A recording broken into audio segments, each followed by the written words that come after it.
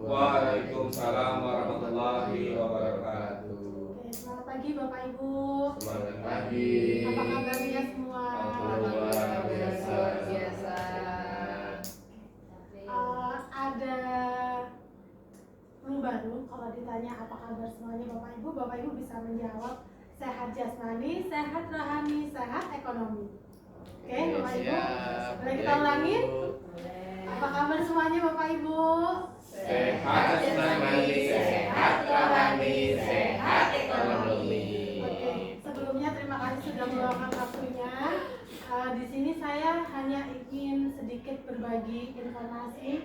Kemarin kan saya sudah pelatihan tentang program baru BK yaitu 7 jurus guru BK hebat, di mana ada kenali potensi, kelola emosi, tumbuhkan resiliensi, jaga konsistensi, kolaborasi, dan menata situasi. Hanya 2 yang akan saya bagikan kepada Bapak Ibu. Di sini saya bukan ingin menggurui, tapi hanya ingin berbagi informasi sedikit. Kelola emosi. Ada sedikit gamenya tentang kelola emosi.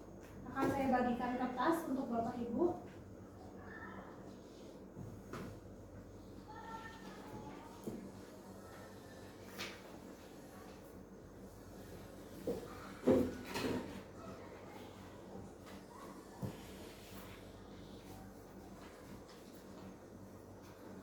Dibagi Bapak.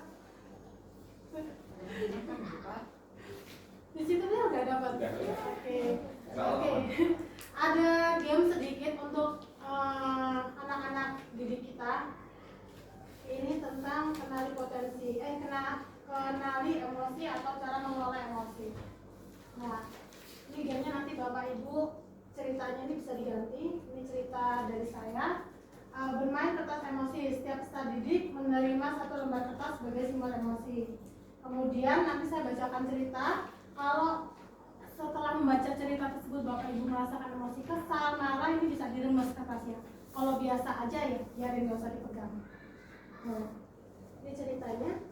Yang pertama, pagi itu Bapak dan Ibu guru berangkat ke sekolah mengendarai sepeda motor. Bahan ajar yang sudah disiapkan rapi digantung di motor. Namun beberapa meter sebelum sampai sekolah, motor mendadak mogok karena kehabisan bensin. Dengan susah payah, Bapak atau Ibu guru mendorong motor hingga sampai ke sekolah. Kira-kira apa yang Bapak Ibu rasakan?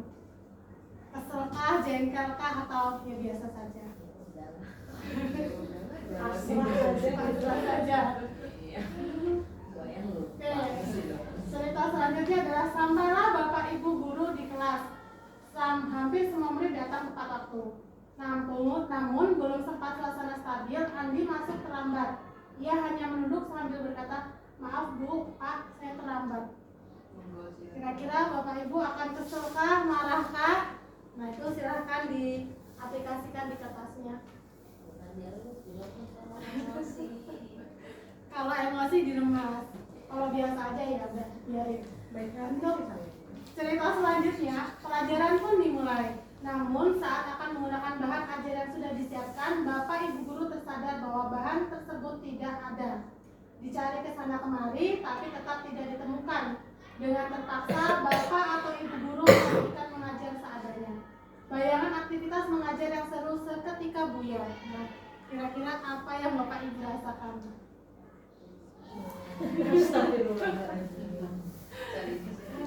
Cari inisiatif baru. Oke, cerita selanjutnya. Di tengah pelajaran, saat Bapak Ibu mengajar, Andi terlihat tidak memberikan perhatian. Dia menunduk di bangkunya. Saat didekati, ternyata Andi sedang terlelap tidur. Kalau itu yang terjadi di kelas Bapak Ibu, apa yang Bapak Ibu rasakan? Saya menemukan dari saya doakan dia tidur aja karena Andi nakal. Kalau bangun Biarkan tidur. Biarkan tidur ya. Karena Andi nakal kalau bangun. Oke, selanjutnya, tak lama kemudian ada seorang bapak mengetuk pintu kelas. Bapak Ibu membuka pintu dan menghampirinya. Bapak itu berkata, "Maaf, saya pamannya Andi. Sebetulnya Andi sudah 3 hari di rumah sakit karena menunggu ayahnya yang sedang sakit. Meski kurang tidur, tapi Andi memaksa selalu ingin sekolah karena tidak mau ketinggalan pelajaran.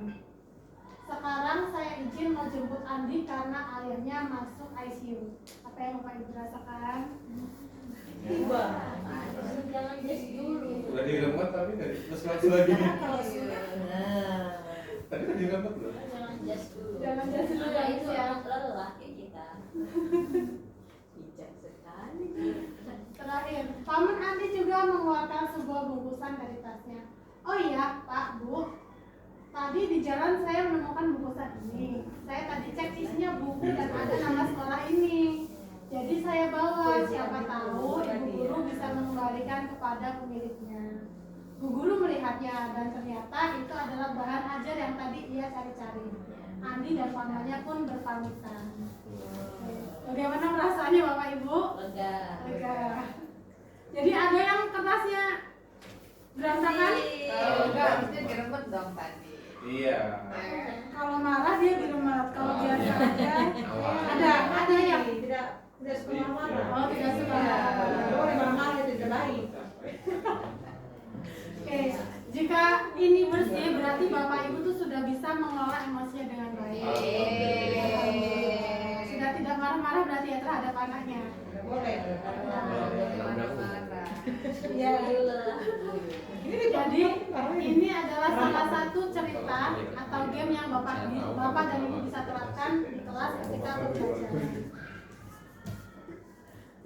Dan terakhir bisa tentang bagaimana kita tahu anak peserta didik kita itu emosinya sedang dirasakan.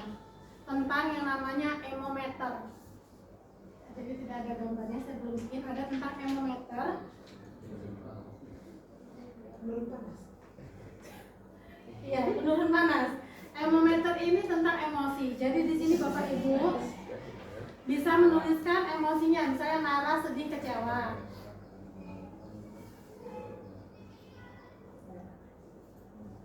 Ya. Jadi misalnya Bapak Ibu di sini bisa menulis emosi marah, sedih, kecewa, bahagia, seperti itu. Nanti anaknya suruh mengisi di sini di arsip.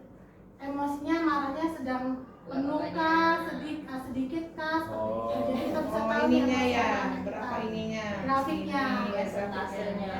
Bu, ini dicoret-coret itu Bu kertasnya Bu. Ya nggak apa-apa Pak, boleh. Seperti itu ya Bapak Ibu. Jadi ini ada dua contoh bagaimana kita bisa mengetahui emosi peserta didik kita secara hari ini. Itu dari sini berapa persentasenya ya? Ya, oke, seperti itu Bapak Ibu. Terima kasih untuk waktunya. Sekian dari saya akhiri. Taufik walhidayah. Wassalamualaikum warahmatullahi wabarakatuh. Waalaikumsalam warahmatullahi wabarakatuh. Terima kasih.